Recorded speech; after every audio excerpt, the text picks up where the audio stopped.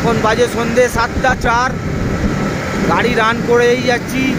Permission করানোর পর থেকে সেই বিকেল 4টা থেকে কনস্ট্যান্ট গাড়ি দৌড়েই যাচ্ছে। বিভৎস খাড়ায় রাস্তা, মানে আপনাদের ভিডিও না দেখলে বুঝতে পারবেন না।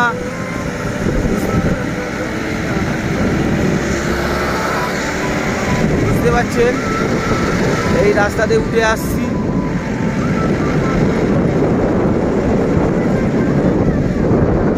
শুধু ওপরে উঠতেই থাকছি, শুধু উঠতেই থাকছি, উঠতেই থাকছি।